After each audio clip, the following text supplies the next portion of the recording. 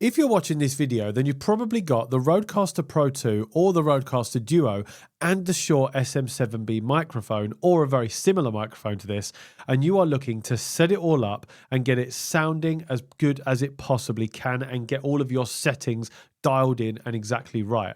Well, in this video, I'm going to walk you through exactly how I've set mine up, what my studio settings are, what my Rodecaster Pro 2 settings are, and just show you exactly how I've done it all, walk you through exactly how to do it. So to set this up, there's 5 things that you need in order to get this sounding as good as it possibly can. Now, the first one is obviously the Shure SM7B microphone, which is widely regarded as one of the best microphones out there because it is used for podcasts, streaming, YouTubers. It's used by pretty much everyone, and it's been around for a number of years, and it's still one of the best in the industry. But it doesn't sound good unless you do the right things to it. Now, when you get the Shure SM7B, it comes with the microphone itself, an additional pop filter if you want to make it a bit bigger and reduce some of those plosives and just make it sound a bit more crisper. It also comes with some different thread options for the connector, so you can connect it to different boom arms and mic stands. And it comes with a little plate that you can put on the bottom, which I'm not sure you can see. You might be able to see it at the bottom here, just so you can clean that up and make it look really good. Now, unfortunately, this isn't like other microphones that comes with a boom arm or cables that you can connect it to. This microphone needs a few things in order for you to connect it up and make it sound good. That leads me on to number 2, which is a boom arm or a desk stand. Now, you need to get this because it doesn't come with a microphone. You just get the microphone by itself. So you need to invest in another mic arm or desk stand. Now, I here have the Elgato Wave mic arm. I've looked at a number of different mic arms, desk stands, and this one is the best one that I can recommend for a number of reasons. One, it's extremely robust. You can move it wherever you want and it stays in place. It doesn't fall over. It supports the weight of the microphone. You might think that sounds weird, but some mic arms or cheaper ones don't support the weight of the microphone, especially this one. It's quite a heavy microphone.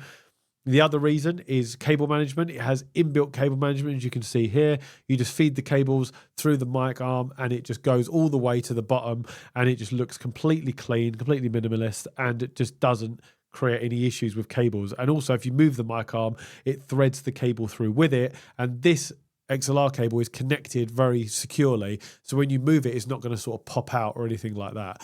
I've had no issues whatsoever with this cable popping out, with the connector popping out. It just is extremely robust, extremely secure, and also it's minimalist and it looks good. It's a nice, clean black look. If you get something like the Rode PSA-1, which is a good mic arm, that has Rode branding all over it. This doesn't have any of that. It's completely clean. The only branding it's got is at the bottom where it's connected to your desk, but no one's going to see that anyway. The third thing you're going to need is a good XLR cable. Now, this one I have here cost me about $60 there or thereabouts, and it sounds like a lot, but if you're investing in a good microphone and a good audio processing system, there's no point having that if you don't have a good XLR cable.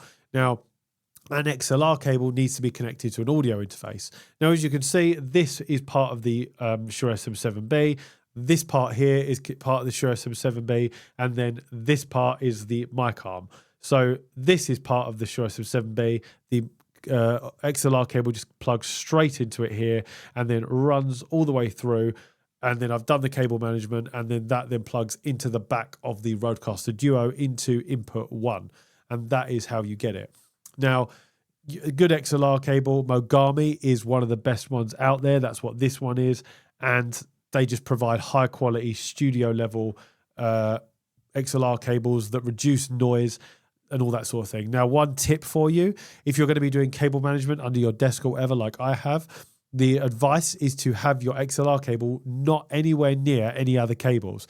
Now, even though this is a high quality XLR cable, it is going to have some background noise and hissing and stuff introduced if you start having it bunched up with a load of other cables that you sort of wrap together and all that. So you need to keep it completely separate. I've done my absolute best to keep this separate from any other cables.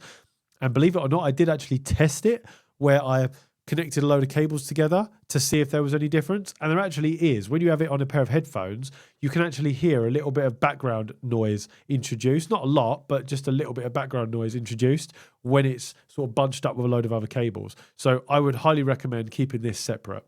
Now, the fourth thing you need to do is sound treatment to your area. Now, the Shure SM7B just picks up your voice from around 3 or 4 sort of fingers away from your face.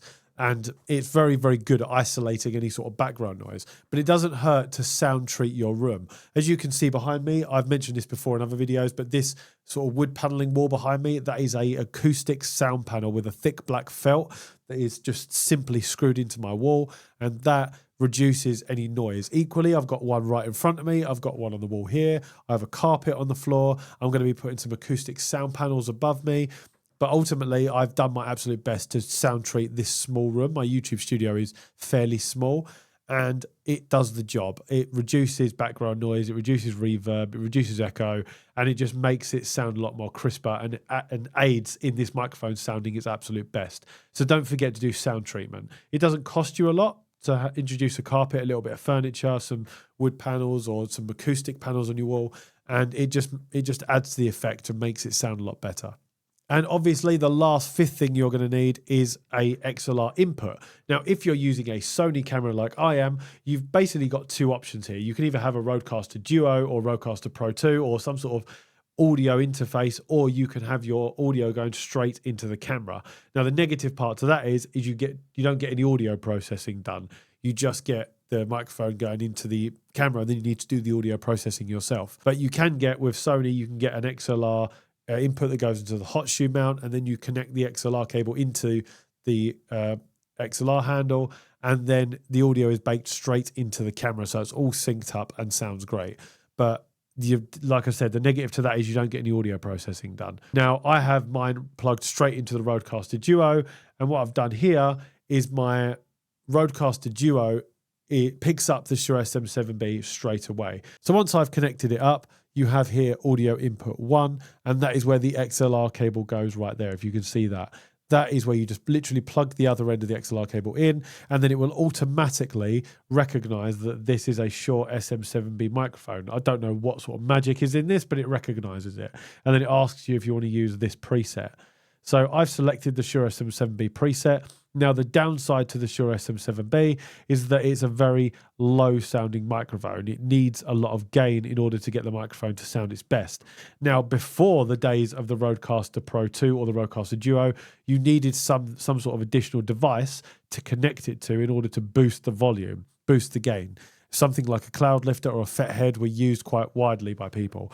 But now with the Rodecaster Duo and Pro 2, it has revolutionary preamps. You do not need any sort of additional device. You can just plug it straight in, and this introduces up to, I think it's 76 or something like that, decibels of clean gain. So you don't get any background noise, any issues whatsoever. It's completely clean gain, and it sounds incredible. Now, these are my settings, and you can play along with this and do what you want with it. But I have a preset which I have made for the Shure SM7B. So what I've done is I've selected the Shure SM7B preset here. I've put it onto 55 decibels of gain, and if you can see, you've got these rails here. Now, these rails, when I'm talking, you can see, you want it to be in the middle of those rails. So that's why I've got it set to 55. And if you're at the low end, it doesn't matter, because you can always boost that audio in your editing software if you need to. You can always boost the volume a little bit. What you don't want is for it to go into the red area, because that's when you start getting clipping, and that's when you lose some of that audio quality, and it's hard to bring back. So as long as you are in the green area, roughly, or even towards the low end of it, you are safe. So what I've done with this preset is, let me just show you. I've already got a preset for the Shure SM7B, and what you can do is just select Podcast Studio here. This is how I done it, and you can do it along, and then go back. And you can see here that you have depth, sparkle, and punch, and the processing is turned on. So this is what the processing sounds like with it all turned on. And now if I turn that off, this is what the audio sounds like when it's turned off. Now, I'd highly recommend listening back to this with a set of headphones so you can hear exactly what's going on. But ultimately, you might not notice the difference. You might think, what on earth's going on? I can't notice any difference whatsoever. But I just want to sort of show you the difference between the two in case you can tell the difference. But ultimately, you're doing all of the audio processing here, so you haven't got to do it when you're editing. So let me just turn that back on. So now the processing is back on. So now if I boost the depth a little bit, I like it to sound a little bit bassy. Sparkle and punch, yep, that's all good. But then if I go to advanced, click on the advanced one, Now you've got different settings here. Now the only one that I have changed here is this one. And what I've done here is this is the frequency. Now if I turn this right up, right down, you get that sort of boomy, bassy sort of voice, but also you get plosives, plosives. Peter Piper picked some pickled peppers. But if you boost it up to about 90, there or thereabouts, you still get the decent sounding audio, but you also reduce the chance of those plosives. Peter Piper picked some pickled peppers. Now, you tell me in the comments below, you might still get it, you might not, but I've found that this is a good setting for me. So then if we go back, this is now my setting. So now if I go to advanced, save preset, and I've already saved it as the Shure SM7B. So now you can save that. So if you go into my preset, here it is, the different presets. You can save that, and that's the one that I've got. So this is with 55 decibels of gain and those settings that I have already done. And I haven't messed around with any of these. You can search around for other videos that go deeper and deeper into this if you want, and they'll show you how to tweak every single one of these. But in reality, I don't think you need to. The only one that I have done is this one to reduce those plosives. And to be honest, that's all I think that I needed for that. So let me know in the comments below if you found this video useful and what your audio sounds like and what your setup is like. Let me know if you found this useful. Now, yes, this is an expensive setup between the Shure SM7B, the XLR cable, the mic arm, the Rodecaster Duo, all of that stuff, then plug it into your computer. It's a pretty expensive setup, but it is a long-term investment. And once you've done this, it also reduces the amount of time that you're going to spend editing and messing around with all of that sort of settings. All you've got to do is change the volume up a little bit to suit your needs and to make sure it sounds right. Once you've done all that, everything is pretty much good to go.